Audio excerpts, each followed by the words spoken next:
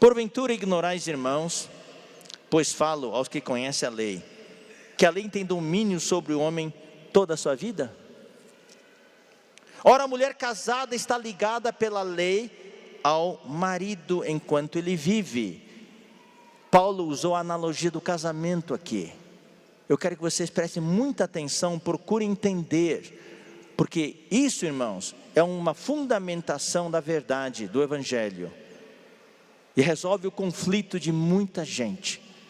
Isso é uma verdadeira libertação, se nós conhecermos o que está acontecendo dentro de nós. Porque muitos entram em depressão, muitos desistem de viver uma vida com Deus, porque não conseguem administrar esse conflito, que está em Romanos capítulo 7.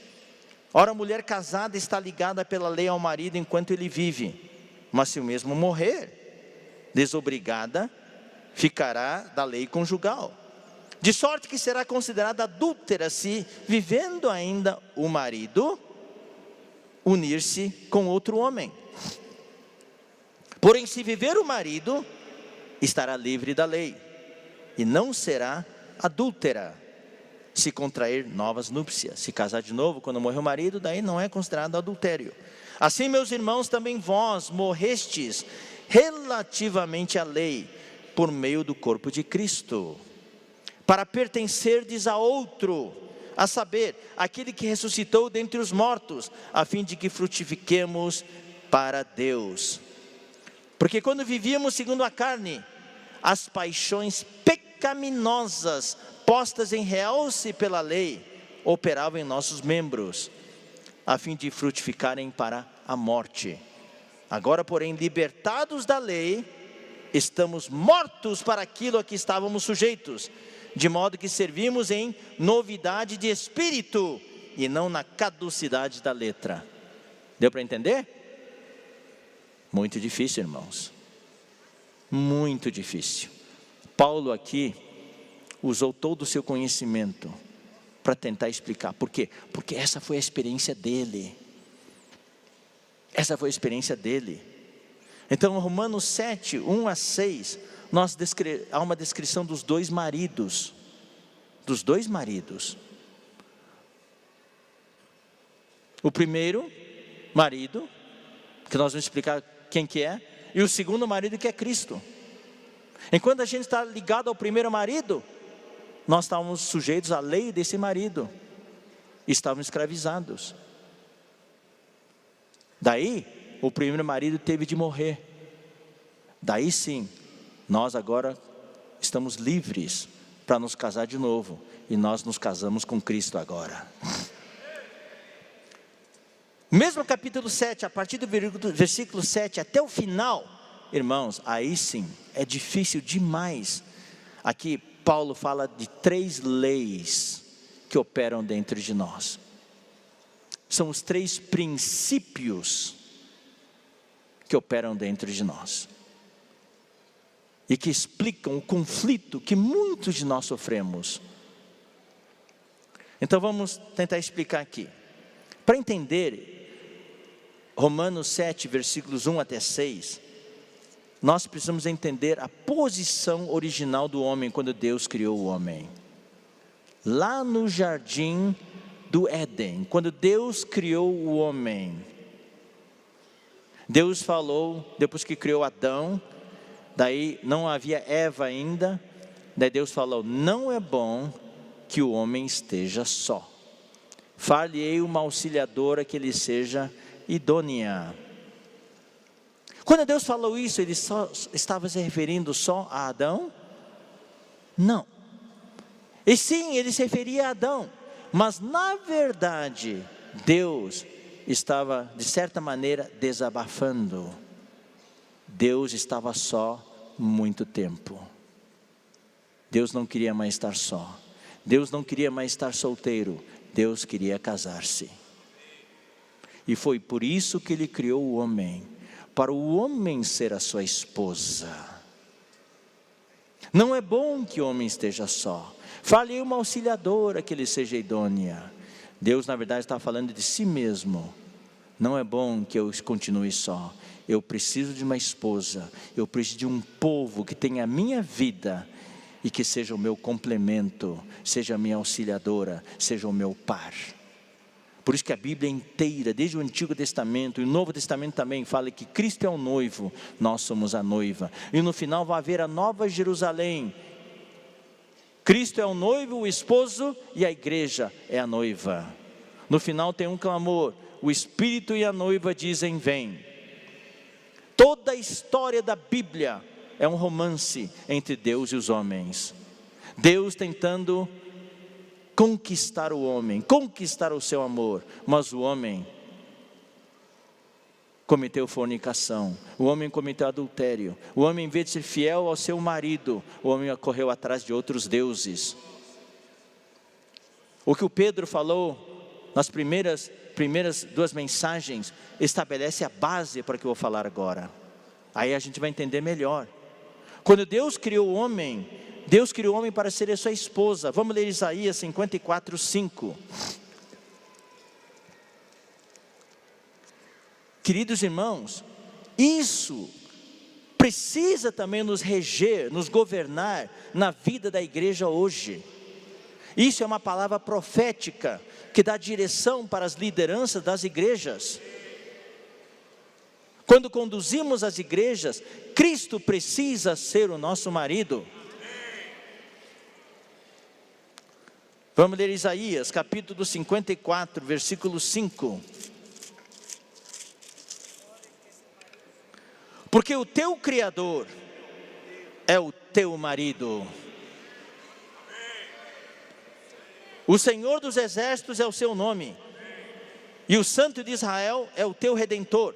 Ele é chamado Deus de toda a terra. O teu Criador é o teu marido. Ou seja, na criação, Deus queria já desde o início ser a cabeça do homem, fazer com que o homem dependesse dele. É por isso que ele colocou no meio do jardim a árvore da vida, para o homem comer dessa árvore e depender de Deus, confiar em Deus, Deus ser a sua cabeça. Como marido ele é a cabeça, e nós deveríamos ser a esposa dele, debaixo do encabeçamento dele, debaixo da sua autoridade, debaixo da sua dependência. Qual é o princípio da Torre de Babel que o Pedro explicou? É a independência, é rebelião, é não ter que submeter a Deus, é sair da posição de esposa e assumir a posição de marido.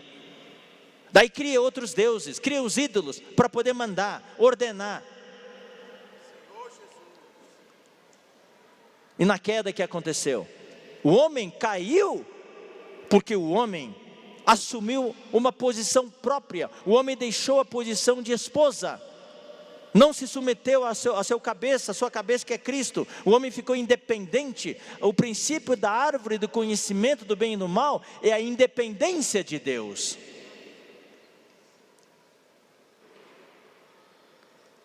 Como é que nós vivemos hoje? Em que princípio você vive hoje? Eu quero aplicar, eu não quero que seja doutrina não. Você tem um marido hoje? Não estou falando marido físico. Na vida espiritual, você tem um marido? Tem? Então eu pergunto, as decisões que você toma, você pergunta ao seu marido? Ou você faz as coisas que você quer? Você compra o que você quer? Você vai aonde você quer? Você fala o que você quer? Você assiste o que você quer?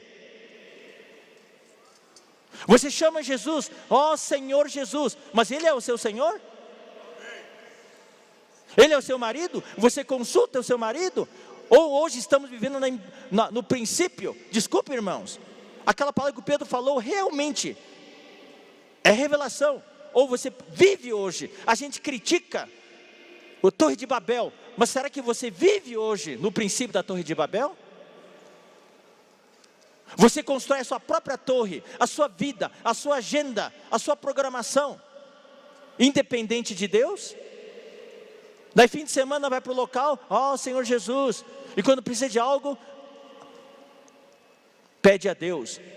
Desculpe, eu vou falar algo muito sério aqui, eu falo com todo temor e tremor. Hoje, no meio evangélico, esses amuletos, esse copo d'água, a caneta ungida, algodão ungido, a água que eles tiram lá de uma cidade de Minas Gerais, lá no fundo de uma mina de ouro, tiram de lá aquela água para vender para os membros da igreja, para poder ganhar muito dinheiro. Isso é tornar Deus outro ídolo. Deus não é mais o Senhor, Deus virou um objeto. A gente pede para Deus, Deus tem que fazer. A gente fala para Deus, Deus tem que curar, Deus tem que abençoar.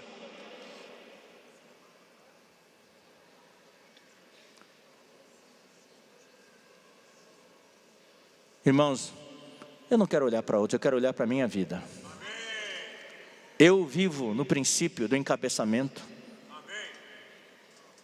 Pedro falou várias vezes nas mensagens recentes, tudo é um princípio do encabeçamento. Quem que encabeça a sua vida hoje? Quem é teu marido hoje? Então na queda o homem assumiu posição própria, ficou independente. O homem assumiu posição de cabeça, de marido. Daí, irmãos, Deus deu a lei. A lei não foi dada para a esposa, a lei foi dada para o marido que ocupou essa posição indevida. Eu quero ler para vocês, queridos irmãos, ler para vocês Êxodo.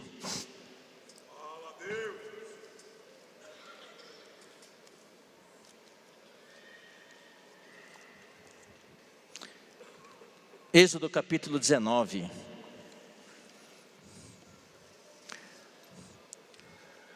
Eu já vou dizer para você que eu não vou conseguir terminar. Vou ter que estender. Mas também não tenho pressa. Eu sinto que sempre precisa falar o que o Senhor colocou no nosso coração. No terceiro mês da saída dos filhos de Israel da terra do Egito, no primeiro dia desse mês, vieram ao deserto do Sinai. Tendo partido de Refidim, vieram ao deserto do Sinai, no qual se acamparam ali, pois se acampou Israel em frente do monte. Eu quero que você preste atenção ao ambiente, ao clima, a atmosfera que havia. Subiu Moisés a Deus, e do monte o Senhor o chamou e lhe disse: assim falarás à casa de Jacó, e anunciarás aos filhos de Israel: vocês viram o que eu fiz aos egípcios, e como vos levei sobre asas de águia, e vos cheguei a mim. Irmãos, esse é um dos quadros mais bonitos do Antigo Testamento. Deus se comprou uma águia, e o povo de Israel, os filhotes de águia que Deus carregou sobre as suas asas. Deus quer fazer isso com você, meu querido irmão. No meio das tribulações, Deus quer vir com uma águia, colocar você sobre as asas dele e te carregar. Agora, pois, se diligentemente ouvirdes a minha voz e guardardes a minha aliança, então sereis a minha propriedade peculiar dentre todos os povos, porque toda a terra é minha. Vós me sereis reino de sacerdotes. Irmão, esse falar não é doce, não é íntimo. Puxa vida, que clima maravilhoso. Vós me sereis reino de sacerdotes e nação santa. São estas palavras que falará aos filhos de Israel. Veio Moisés, chamou os anciãos do povo e expôs diante dele todas essas palavras que o Senhor lhe havia ordenado. Então o povo respondeu a uma: chá conosco, chá comigo, tudo que o Senhor falou faremos. E Moisés foi e contou ao Senhor as palavras do povo.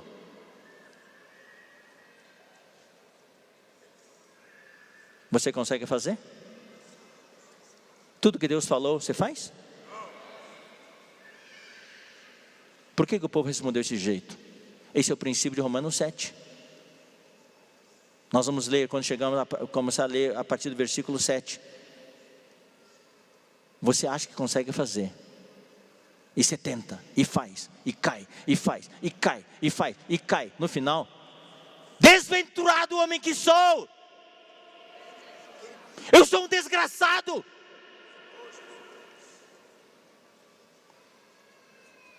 Eu não consigo. Daí você joga a toalha.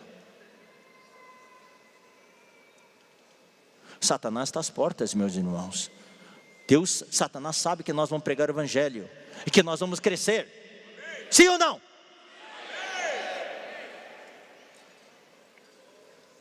Mas daí, queridos irmãos, na mensagem 8, na mensagem seguinte, agora não sei se a numeração vai seguir essa ainda, mas de qualquer maneira, eu já vou adiantar, irmãos, em nós não temos condições. Só tem uma maneira, é o Espírito e a vida. É por isso que o ministério do irmão Dong não se baseia no homem natural. Por isso que ele falou, tem que negar a vida da alma. Só através da vida e do Espírito que nós vamos obter a vitória. A lei do Espírito da vida me libertou, me livrou da lei do pecado e da morte. Então o que aconteceu? Logo em seguida, olha como é que o clima mudou. Irmãos, quem lê assim não entende como é que é um clima tão gostoso. Deus falando, eu carreguei vocês sobre asas de águia, vocês são minha propriedade peculiar, vocês vão ser um reino de sacerdotes. Daí o povo falou, tudo que Deus falou nós faremos. Muita arrogância, muito orgulho. Qual deveria ter sido a atitude?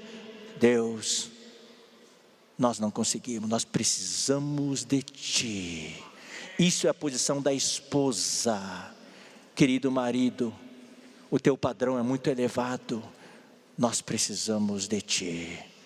Que posição o povo assumiu?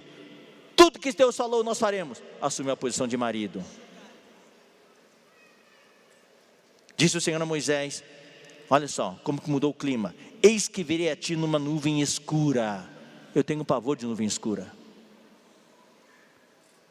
Para que o povo ouça quando eu falar contigo, e para que também creiam sempre em ti. Porque Moisés tinha anunciado as palavras do seu povo ao Senhor. Deus ficou bravo com isso. Disse também o Senhor a Moisés, vai ao povo e purifica-o hoje e amanhã. Lavem eles suas vestes, estejam prontos para o terceiro dia. Porque no terceiro dia, diz o Senhor, na vista de todo o povo, descerá sobre o monte Sinai. Marcarás em redor limites ao povo, dizendo, guardai-vos de subir ao monte, nem toqueis o seu limite. Todo aquele que tocar o monte será morto. Uau! O que aconteceu com a asa de águia? O que aconteceu com o meu povo peculiar? O que aconteceu com o reino de sacerdotes? Deus colocou uma cerca, colocou cordão de isolamento, falou, quem passar vai ser morto. Mão nenhuma tocará neste, mas será apedrejado ou flechado. Uau! Quer seja animal, quer seja homem, não viverá. Quando soar longamente a buzina, então subirão ao monte. Moisés, tendo descido do monte ao povo, consagrou o povo e lavaram suas vestes. E disse o povo, estai prontos ao terceiro dia, e não vos chegueis à mulher. Ao amanhecer do terceiro dia, houve trovões e relâmpagos. Horrível! Não era mais aquela voz suave de Deus. E uma espessa nuvem sobre o monte, e muito forte clangor de trombeta. De maneira que todo o povo que estava no arraial se estremeceu. E Moisés levou o povo fora do arraial, ao encontro de Deus, e puseram-se ao pé do monte. Todo o monte de Sinai fumegava, saía fumaça, porque o Senhor descera sobre ele em fogo. A sua fumaça subiu como fumaça de uma fornalha, e todo o monte tremia grandemente. Imagine, irmãos, a cena de pavor ali. Aquele ambiente gostoso foi embora. E o clangor da trombeta ia aumentando cada vez mais. Moisés falava e Deus lhes respondia no trovão. Descendo o Senhor para o cimo do monte Sinai, chamou o Senhor a Moisés para o cimo do monte. Moisés subiu. E o Senhor disse a Moisés, desce, adverte ao povo que não traspasse o limite até o Senhor para vê-lo, a fim de muitos deles não perecerem. Também os sacerdotes que se chegam ao Senhor se hão de consagrar, para que o Senhor não os fira. Então disse Moisés ao Senhor, o povo não poderá subir ao monte Sinai, porque tu nos advertiste, dizendo, marca limites ao redor do monte e consagra-o. Replicou-lhe o Senhor, vai, desce, depois subirás tu e Arão contigo. Os sacerdotes, porém o povo, não traspassem o limite para subir ao Senhor, para que não os fira. Moisés desceu ao povo e lhe disse tudo isso. Vamos ler agora o capítulo 20, versículo 18 e 19. Todo o povo presenciou os trovões e os relâmpagos e o clangor da trombeta e o monte fumegante, e o povo observando se estremeceu e ficou de longe. Deus que queria abraçar o povo, carregar o povo sobre as suas asas, agora o povo estava distante. Disseram a Moisés: fala-nos tu e te ouviremos, porém não fale Deus conosco para que não morramos. E daí, começo do capítulo 20, Deus deu a lei. Deus não tinha intenção de dar a lei. Deus queria carregar o seu povo servi-lo. Deus queria estar junto com o seu povo, mostrar ao seu povo quem Ele é. Mas como o povo falou: tudo que Deus falar nós faremos, Deus falou: vocês vão fazer? Então eu te mostrar quem que eu sou, o meu padrão. Então já começou: eu sou o Senhor teu Deus, não terás outros deuses diante de mim, não farás imagem de escultura, não farás ídolos, e assim por diante. E Moisés subiu ao monte, Deus deu os 10 mandamentos, lavrou as 2 tábuas da lei.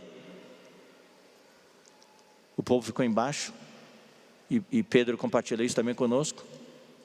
O povo nem recebeu os 10 mandamentos, já violou 2 ou 3 dos primeiros mandamentos. Tudo que Deus falou nós faremos, nem viu a lei ainda e já violou. Isso é o que está em Romanos 7. Nós achamos que conseguimos. Eu consigo fazer. Hoje nós entendemos melhor o ministério do irmão Dong. Não é o seu homem natural, não é vida da alma, é exercitar o Espírito, é viver no Espírito, é Espírito e vida. Vamos voltar para Romanos capítulo 7. Então a lei não foi dada para a esposa, a lei foi dada para um marido que assumiu a posição de marido, independente de Deus, para aquele que assumiu a posição de cabeça. Então a lei virou a lei do velho homem, é a lei do marido. Mas na verdade, Deus nunca deu a lei com a intenção de um homem guardá-lo. Por que Deus deu a lei então? Era para expor o homem. Na tentativa de tentar guardar a lei, o homem falharia, cairia, fracassaria. Daí o homem ficaria exposto. Daí o homem clamaria: Deus, eu não consigo, eu preciso de ti. Daí o homem teria que voltar à posição de esposa. A lei foi dada ao homem. Pasmem, irmãos, eu vou dizer uma coisa, isso pode chocar você. A lei foi dada ao marido, aquele que assumiu uma posição independente de Deus. A lei não foi dada para a esposa, não. A lei foi dada para o marido, aquele que é independente de Deus, para ele violar a lei mesmo. Deus nunca deu a lei com a intenção de que o homem pudesse cumpri-la, porque Deus sabia que o homem nunca iria conseguir cumprir a lei. A lei foi dada para o homem violar, e ao violar, o homem, se estivesse normal, iria clamar a Deus por sua salvação. É o que Paulo falou no final de capítulo 7 de Romanos: desventurado homem que sou, eu sou um desgraçado. A palavra é desgraçado, viu? Vai no Strong, está lá, desgraçado. É que na Bíblia, desgraçado fica muito feio, mas é isso mesmo que ele quis dizer. Vamos ler o capítulo 3, versículo 20. Aí nós vamos estabelecer essa base aqui, capítulo 3, 20. Visto que ninguém será justificado diante dele. Ninguém. O versículo 19 fala: ora sabemos que tudo que a lei diz, aos que vivem na lei o diz, para que se cale toda a boca, e todo mundo seja culpável perante Deus, porque ninguém vai conseguir cumprir a lei. A história do povo de Israel, por 2.500 anos, é evidência. Por 2.500 anos eles não conseguiram cumprir a lei. Houve homens de Deus que tentaram conduzir o povo, mas eles não conseguiram. Por isso que Deus mandou o seu filho. Visto que ninguém será justificado diante dele por obras da lei, em razão de que pela lei vem o pleno conhecimento do pecado. Aqui, irmãos, vem algo novo. Sem a lei, ninguém sabe que é pecado. As pessoas matavam, mas não sabiam que era pecado. As pessoas cobiçavam, não sabiam que era pecado. Talvez estivesse na sua consciência, sentia, é uma coisa errada, não devia ter feito isso. Mas não sabiam que era pecado. Mas quando veio a lei, fala assim, não matarás, não furtarás, não adulterarás, não dirás falso testemunho. Daí vem um conhecimento do pecado. É pecado. Está vendo, irmãos? A lei é que traz o conhecimento do pecado. Irmãos, essas palavras são todas palavras profundas, tá, irmãos? É a fundamentação das verdades. Eu não sei quantos estão conseguindo captar, mas sentimos que precisamos falar. Que Deus possa dar uma mente lúcida e sóbria para vocês, para poder entender. Essa palavra não é para sair pulando de alegria. Quando chegar no capítulo 8, sim, pode pular de alegria, pode até levantar voo, mas aqui ainda não. Isso aqui é para nós tomarmos consciência do problema que está dentro de nós. Agora vamos ler o capítulo 4, versículo 15. Porque a lei suscita ira, mas onde não há lei, também não há transgressão. Quando não há lei, não há transgressão. É quando vem a lei que as pessoas querem transgredir. Por exemplo, seu filhinho está em casa. Ele está bem, tranquilo. Mas quando você fala para ele, Pedrinho, não mexe nisso, ok? Não mexe. Daí ele fala, aí que ele quer mexer. Antes não ia mexer mesmo. Mas quando você como mãe fala, Pedrinho, não mexa nisso. Daí, levanta nele, aparece numa vontade de mexer, para transgredir. Daí você sai e ele vai lá e mexe. É isso aí. Você sabe, né?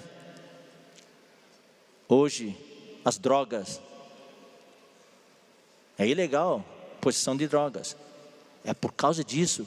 Daí, quanto mais ilegal é, mais as pessoas querem vender drogas. Tráfico de drogas. Nos países europeus, algum tipo de droga lá, tem lá a zona vermelha, que é legal. Daí o tráfico caiu tremendamente. Porque quando é ilegal, o que as pessoas querem fazer. Nos Estados Unidos, quando houve a lei seca, daí o Al Capone, e ganhou rios de dinheiro vendendo bebida alcoólica. Quando mais proíbe, mais as pessoas querem fazer. Vamos ler o capítulo 5, versículo 20. Sobreveio a lei para que avultasse a ofensa. A lei veio para tornar a ofensa grande, maior. Quando não havia lei, a ofensa era ofensa, mas quando veio a lei, daí a ofensa virou um tamanho gigante. Mas onde abundou o pecado, superabundou a graça. Claro, isso é a outra parte, mas eu quero só enfatizar a primeira parte. A lei veio para tornar a ofensa maior ainda. Vamos ler também? Romanos 7, 7. Que diremos, pois? É a lei pecado? Então a lei é pecado? Não, de modo nenhum. Mas Paulo explica, mas eu não teria conhecido o pecado, senão por intermédio da lei.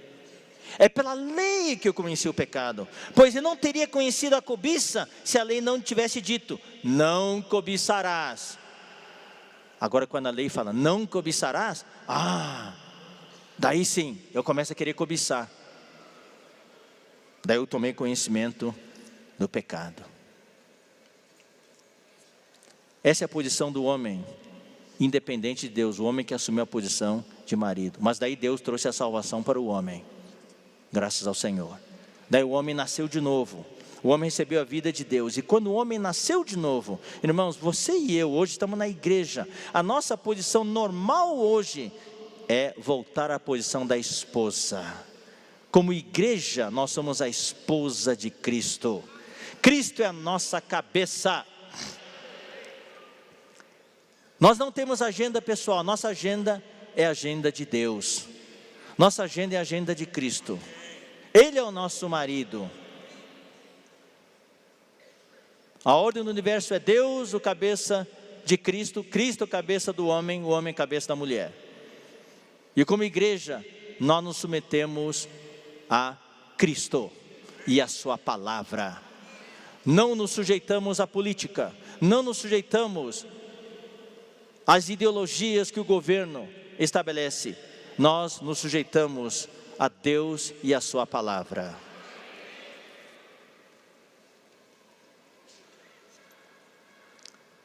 Daí precisamos saber quem que é esse velho homem. Quem que é esse primeiro marido? Então existem diferentes escolas. Alguns dizem, é a carne. O primeiro marido é a carne. Outros dizem, não, é a lei. Nessa questão, o Watchman Nee e o Witness Lee tinham pontos de vista diferentes. O Watchman Nee dizia que era a lei. Mas o irmão Witness Lee, daí ele viu, com a revelação mais tarde do Espírito, que é, o marido é o velho homem. O velho homem. Vamos ler o Romanos 6,6. Isso, irmãos, confirma. Sabendo isto, Romanos 6,6, que foi crucificado com ele o nosso velho homem. Por isso que Romanos 7 fala, quando morre o marido, daí nós estamos livres para casar de novo. Enquanto vive o marido, nós estamos debaixo da sua lei. E esse marido quem que é? Romanos 6,10 fala, é o velho homem. Mas quando Cristo veio, o nosso marido, velho marido, foi crucificado e morreu. E nós estamos agora livres para nos casar com Cristo. Então o velho homem é o marido, o primeiro marido. Essa é a nossa teologia. Entendemos que não é carne nem a lei. Então, olha só, Romanos 7, versículos 1 a 6, fala que enquanto o marido, o primeiro marido viver, nós estamos presos a ele e a sua lei. Estamos escravizados. Mas quando esse marido morre, nós estamos livres para nos casar de novo. E aqui falamos, pertencemos a outro, a saber, que ressuscitou dentre os mortos, versículo 4, a fim de que frutifiquemos para Deus. E o nosso segundo marido é Cristo. E o primeiro marido é o velho homem que morreu. Então vou ler de novo. Quem que é esse marido que morreu? Romanos 6,6 confirma. Foi crucificado com ele o nosso velho homem, para que o corpo do pecado seja destruído e não sirvamos o pecado como escravos. Tem mais um versículo, uma passagem que confirma que esse primeiro marido é o velho homem. Então Gálatas 2, vamos ler Gálatas 2, versículo 19. Porque eu, mediante a própria lei, morri para a lei. Ó, tem morte aqui. Quem que morreu? Eu morri. Então aqui é o primeiro eu. O primeiro eu é o primeiro marido. Por que é mediante a lei? Porque a lei fala que quem transgride a lei tem que morrer. Mas Deus enviou o seu Filho, que morreu por mim na cruz. E Cristo veio e cumpriu essa exigência da lei. Então, quando Cristo morreu, eu morri. Daí volta para Romanos 6,6. O meu velho homem foi crucificado com ele. E eu morri. O velho homem é o meu eu. O primeiro eu. Porque eu, mediante a própria lei, morri para a lei. Olha só. A fim de viver para Deus. Eu não vivo mais agora para a lei, porque eu morri. Antes era a lei do velho homem, lei do primeiro marido. Eu estava debaixo, escravidão da lei, estava escravo debaixo dessa lei. Mas agora eu vivo para Deus. Estou crucificado com Cristo. Quem que está crucificado com Cristo? Eu. E Romanos 6,6 fala que quem foi crucificado com Cristo? O velho homem. Esse velho homem sou eu, é o primeiro marido. Logo, já não sou eu quem vive, mas Cristo vive em mim. E esse viver que eu tenho agora na carne, peraí, eu pensei que eu já tinha morrido. É o segundo eu, é a esposa que voltou agora. O primeiro eu morreu na cruz, o velho homem foi crucificado, agora a esposa está livre. Agora é o novo eu, é o novo homem, que está casada com Cristo agora. Não vivo mais para a lei, mas eu vivo para Deus. E esse viver que eu agora vivo na carne, eu continuo vivendo. Então aqui, irmãos, veja só, é o velho homem e o novo homem, primeiro marido, segundo marido, o velho eu e o novo eu, duas posições. O novo homem é a esposa. Agora eu vivo pela fé no Filho de Deus, que me amou e a si mesmo se entregou por mim. Então Romanos, vamos ver de novo, Romanos 7,4. Eu estou fazendo aqui, irmãos, essas comparações, é muito importante isso. Romanos 7,4, olha só, preste atenção. Assim, meus irmãos, também vós morrestes relativamente à lei. Então, isso aqui é igualzinho ao que está em Gálatas 2,19. Morri relativamente à lei. Por quê? Porque a lei exige que quem transgride a lei tem que morrer. Agora, eu morri porque Cristo morreu. Quando é que nós morremos relativamente à lei? Por meio do corpo minúsculo de Cristo. Quando Cristo foi crucificado, Ele morreu no meu lugar. Então, pela exigência da lei, eu morri também. Mas eu morri para quê? Para pertencer a outro. Então eu vou falar uma frase agora de efeito: mortos para nos casar de novo. Eu morri para poder me casar de novo. Gálatas 2,20. Estou crucificado com Cristo. Eu morri relativamente à lei. Estou crucificado com Cristo. Logo, já não sou eu quem vive, mas Cristo vive em mim. E esse viver que eu tenho na minha carne, ou seja, eu morri para viver. Romanos 7 é eu morri para me casar de novo. Gálatas 2, 19 e 20 é eu morri para viver. Mortos para casar, mortos para viver de novo. Não é maravilhoso, irmãos? O velho homem tem de morrer, o primeiro marido tem que morrer. Nós não vivemos mais debaixo do princípio da Torre de Babel. Nós agora somos a esposa e voltamos ao Senhor. Então no capítulo 7, versículo 5 fala: porque quando vivíamos segundo a carne, as paixões pecaminosas postas em realce pela lei, operavam em nossos membros a fim de frutificarem para a morte. Essa era a ação do velho marido. Agora no versículo 6, agora porém libertados da lei, estamos mortos para aquilo que estávamos sujeitos, morremos para tudo aquilo, de modo que servimos em novidade de espírito, e não na caducidade da letra. Caducidade quer dizer na velhice, coisas velhas. A letra da lei não conseguiu fazer nada para nós. Interessante, irmãos. Olha só, Romanos 6,4. Quando falamos da nossa identificação com Cristo, por isso que a Bíblia é maravilhosa. Quando você compara os versículos, irmãos, isso traz muita luz para nós. Fomos, pois, sepultados, Romanos 6,4, sepultados com Ele na morte pelo batismo, para que como Cristo foi ressuscitado dentre os mortos pela glória do Pai, assim também nós, então pelo batismo, fomos sepultados com Ele na morte. Agora, e também fomos ressuscitados dentre os mortos pela glória do Pai.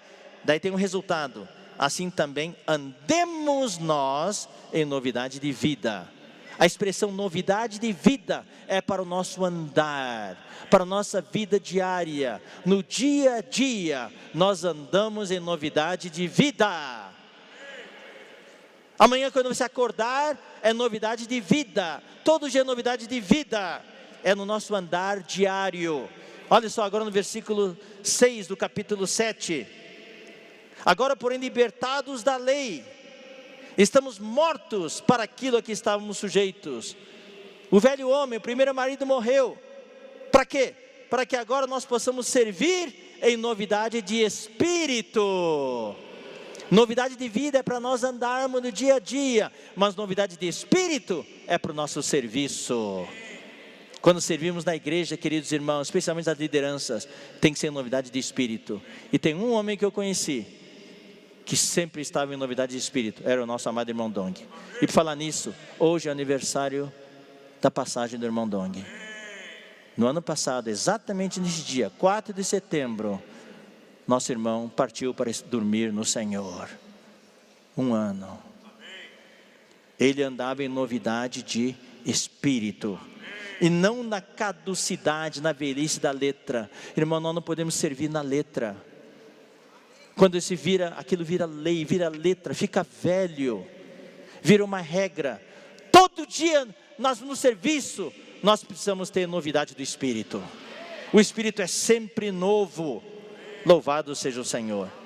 Então, irmãos, quando somos a esposa, nós frutificamos para Deus e nós servimos em novidade de espírito.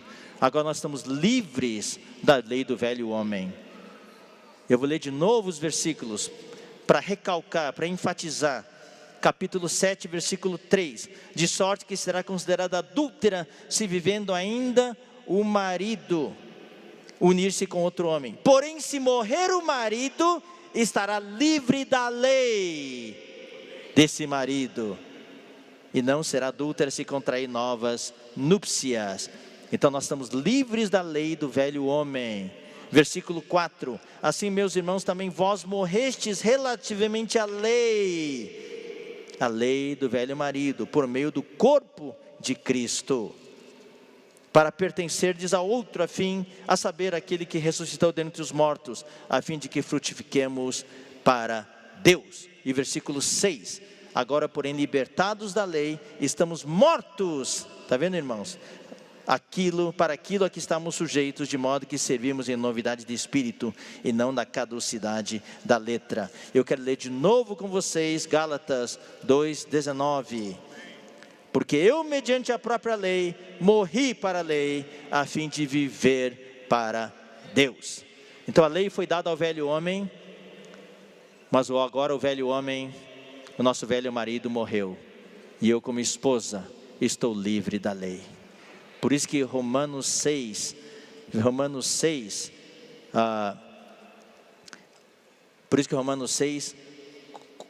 4 fala, assim, aquele versículo anterior fala assim, que nós não mais, 6,14, porque o pecado não terá domínio sobre vós, pois não estáis debaixo da lei, e sim da graça. Por quê? Porque o nosso marido morreu, e agora estamos casados com Cristo, debaixo da graça. Estamos casados com Cristo, nosso novo marido, e Ele é aquele que ressuscitou dentre os mortos. 2 Coríntios 11:2. Aqui todos esses versículos juntam, esse encargo. Paulo fala assim, porque zelo por vós com zelo de Deus, visto que vos tenho preparado para vos apresentar como virgem pura a um só esposo, que é Cristo. Efésios 5:23. Efésios 5:23. Porque o marido é a cabeça da mulher, como também Cristo é a cabeça da igreja. Está vendo o princípio aqui? Sendo este mesmo o Salvador do corpo. Hoje, como igreja, nós somos a esposa e nos estamos submetendo debaixo de Cristo. Hoje o nosso andar, o nosso viver é tomar Cristo como marido, e por fim, a tudo que somos, tudo que nós fazemos, tudo que temos, voltar ao princípio original de Deus. Escapar, irmãos, dessa tendência de hoje da Torre de Babel. A União Europeia, o parlamento, Pedro mencionou, é construído no formato da Torre de Babel. O mundo está caminhando para isso. Uma cultura cada vez mais independente de Deus. Irmãos, nós na igreja estamos no contrafluxo. Nós estamos na contramão. A mão correta, na verdade. Nós queremos declarar a nossa dependência de Deus. E precisamos ensinar isso aos nossos filhos. Ensinem os seus filhos a depender de Deus.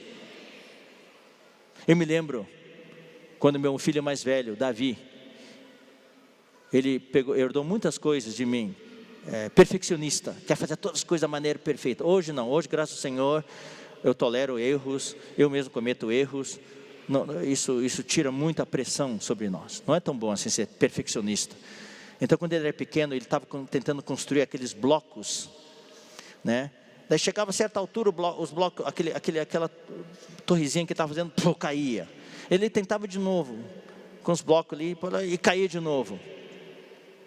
Ele ficava frustrado, assim. E o meu sogro, que também já dorme no Senhor, eu fiquei tocado. Ele aproveitou a oportunidade e ensinou o meu filho, que é o neto dele, a depender do Senhor. Assim, Davi, vamos invocar o nome do Senhor. Ó Senhor Jesus, ó Senhor Jesus. Porque esse é o nosso esforço. Eu construo, cai. Eu tento de novo e cai. Eu tento de novo e cai. Essa é a nossa vida. Vamos parar. Senhor Jesus, Senhor Jesus. Parar o nosso esforço natural. E aquilo foi impactante para ele. Ele aprendeu a depender do Senhor. Ensinar isso para os nossos filhos. Confiar e depender do Senhor para tudo. Crer em Cristo, viver para Ele. Não mais eu quem vivo. Não sou mais eu. A intenção de Deus é nos trazer de volta para Ele. Para que nós possamos depender totalmente dEle. Colocar nossa confiança totalmente nele. Então, eu não quero mais viver a minha maneira. Agir a minha maneira. Ou ser qualquer coisa por mim mesmo. Eu quero ser a esposa do Senhor. Voltar a essa posição. Quando tem casamento, não existe o véu da noiva? O véu da noiva não é só para ficar beleza, embelezar. O véu da noiva, quando cobre a cabeça, significa algo que a noiva está, aquele é o símbolo do encabeçamento do marido. Tem um símbolo, tem um significado. Não é só para beleza. O véu da noiva é para simbolizar o encabeçamento. Cristo é meu marido, Cristo é minha cabeça, Cristo é minha pessoa, Cristo é minha vida. Louvado seja o Senhor. E daí, o objetivo é o que, irmãos? É para frutificar para Deus. Versículo 4. A fim de que frutifiquemos para Deus. Hoje o nosso encargo dos cooperadores, o encargo do Senhor, é que na igreja nós possamos frutificar. Possamos frutificar, produzir fruto, expandir o testemunho da igreja. Mas isso, irmãos, não é pelo nosso esforço. Nós precisamos nos colocar na posição de esposa.